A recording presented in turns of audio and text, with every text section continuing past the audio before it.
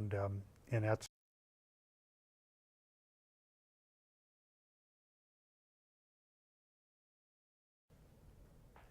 Hi, I'm Don, and with me today is City Councilman Andy Pico. Andy, thanks for coming by. my pleasure. You know, we just went through a state election in November, but a lot of people may not know that they've got another one right around the corner in about 65 to 80 days. Can you tell us a little bit about what we can expect? Well, it's going to be interesting. It is a very important election. You got the mayor on the ballot as well as 3 at-large city council. So as each person rolls in there, we're going to have the debates coming up there. The issue is going to be pretty important for the city issue. And, you know, it's kind of one of the last bastions of conservatism in the state. Kind of important to get people to come in. So we have three at-large. 3 at-large. And any of the incumbents up? Yes, 2 of the incumbents are running. Right now, Tom Strand and Bill Murray are both running. I think if they haven't turned in their paperwork, they will be in there probably by later today. So, you know, they're on the ballot, and I think all told there's going to be 8, 9 people on the ballot running for 3 positions. And the way this works, being an at-large, it's a horse race, if you pardon the expression.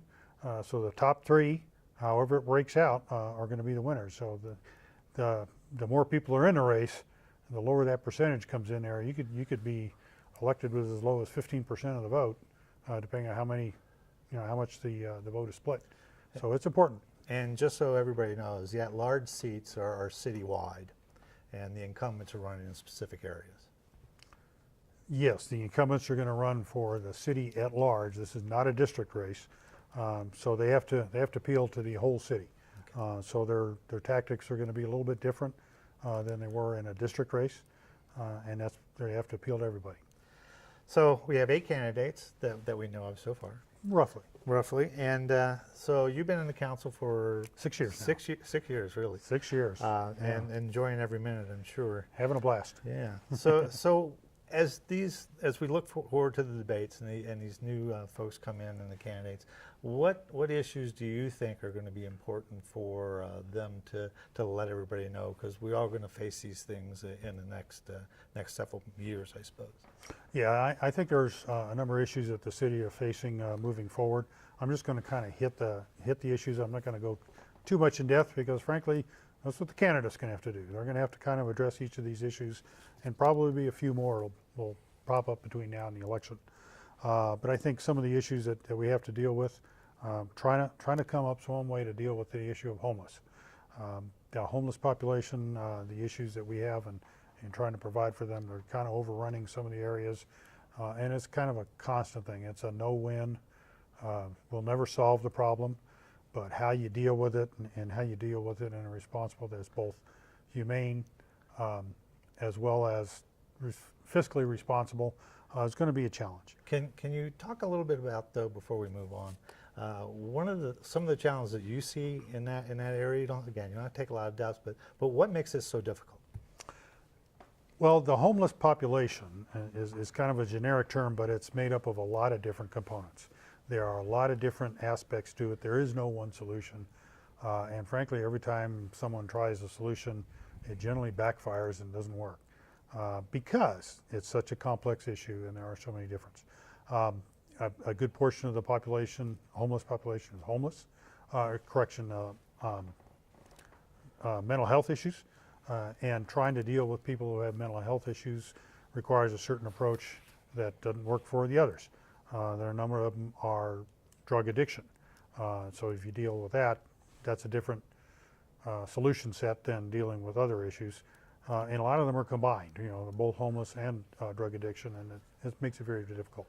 Yeah, I don't know if you've had an opportunity to look at this yet, but the Democrats have introduced HB 19-1096.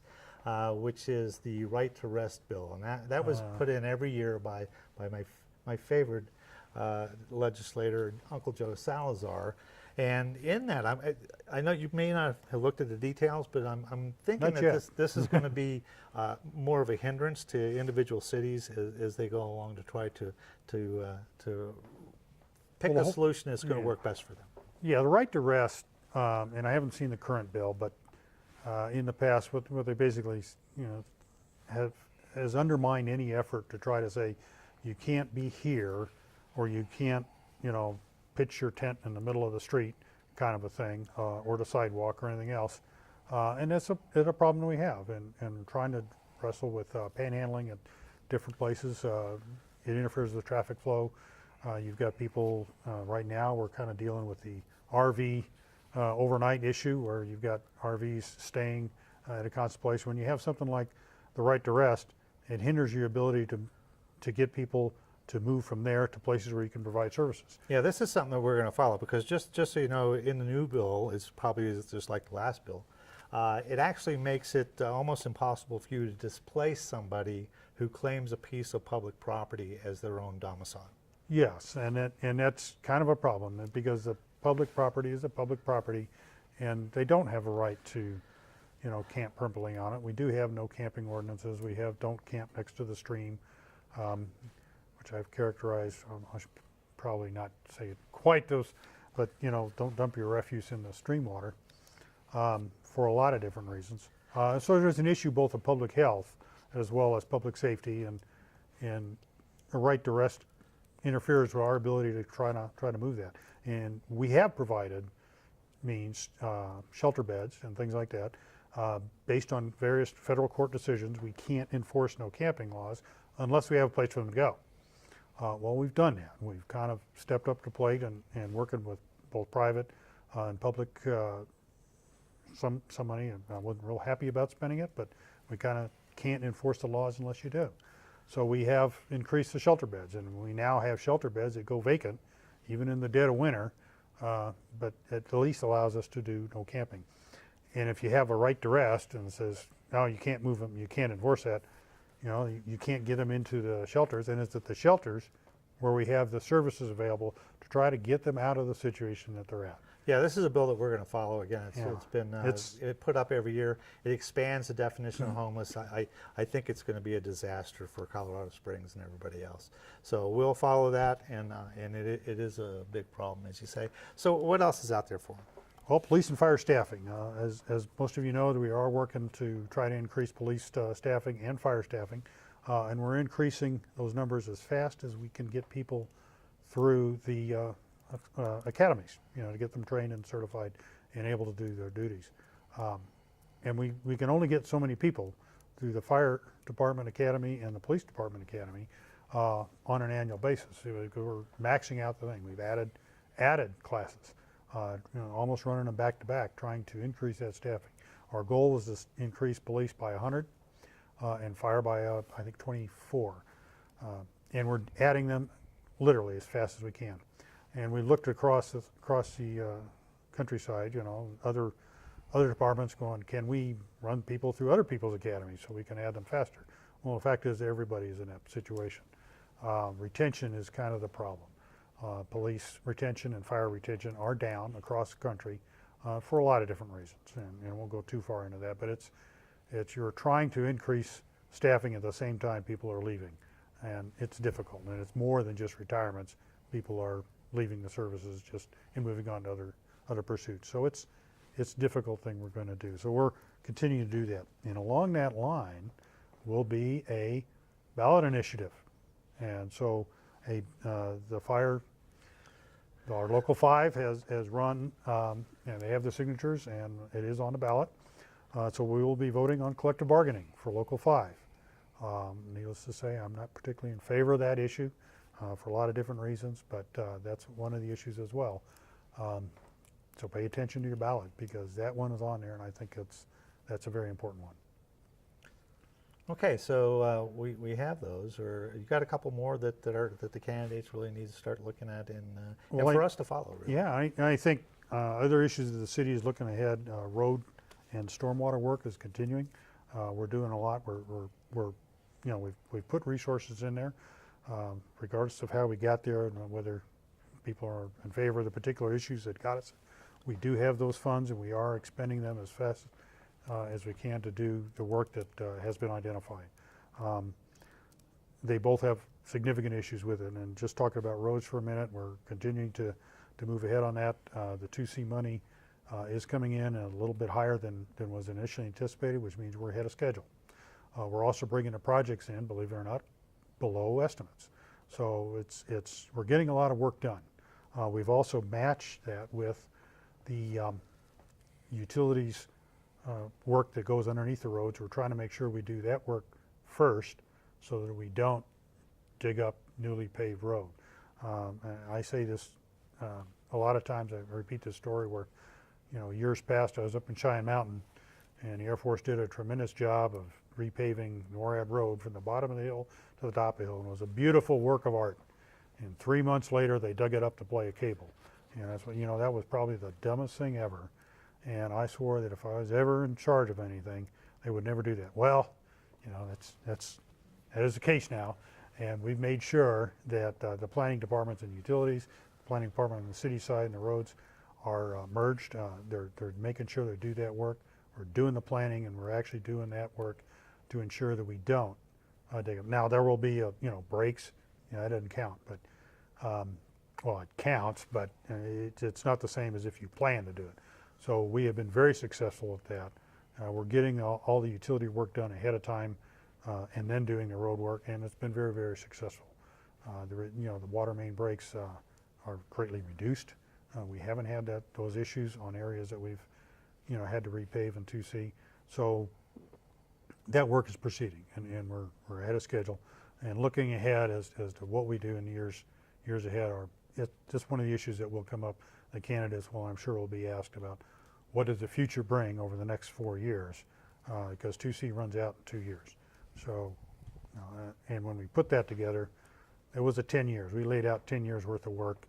It was a 5-year check-in, and how we approach that is one of the issues that the candidates, I'm sure, will be asked, and will be an exciting discussion at the thing. I'm sure that will be. Stormwater is something that we're continuing to work hard on. We made a commitment a number of years ago that we would spend a minimum of $17 to $20 million per year on stormwater.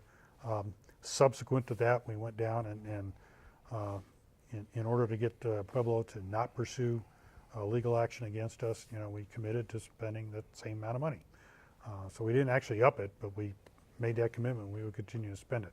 And we identified specific projects, and we've included them in the ability to plan that. And continuing that work is important, and part of that as well, the fact we have that, is what's enabling us to go into discussions now on the EPA lawsuit against us, which Pueblo jumped in there, and our ability then to make sure we go into a settlement negotiation rather than having the EPA slam us, and who knows where that would have ended up. So I think we're in a pretty good position.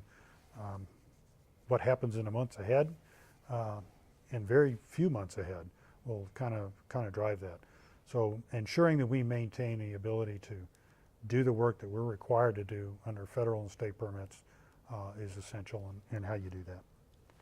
Another one coming up, which will be really exciting, is what you do with the Drake Power Plant and how we move forward on electric power generation in the future.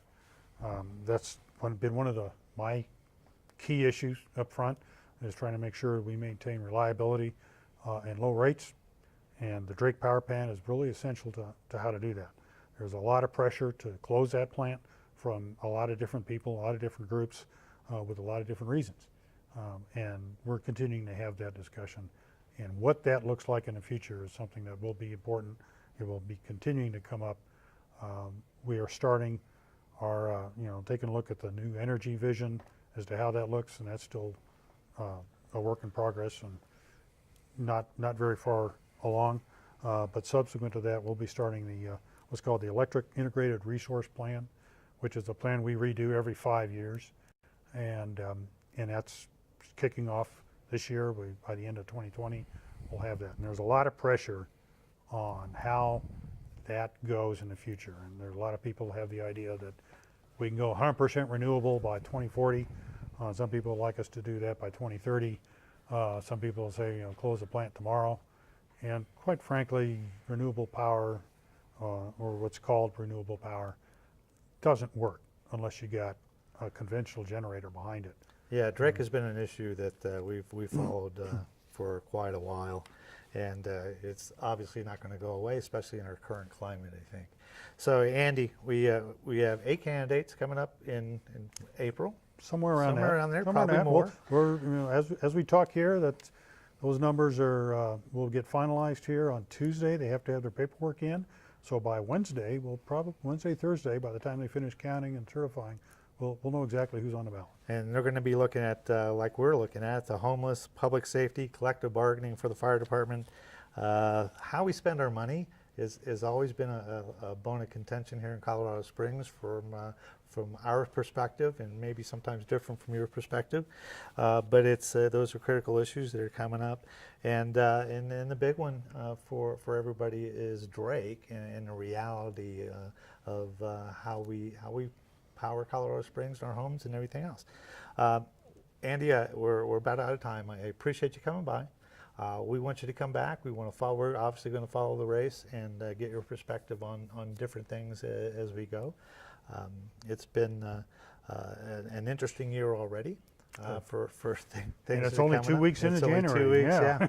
and there's a lot more to come for Colorado Springs. So again, Andy, we appreciate it.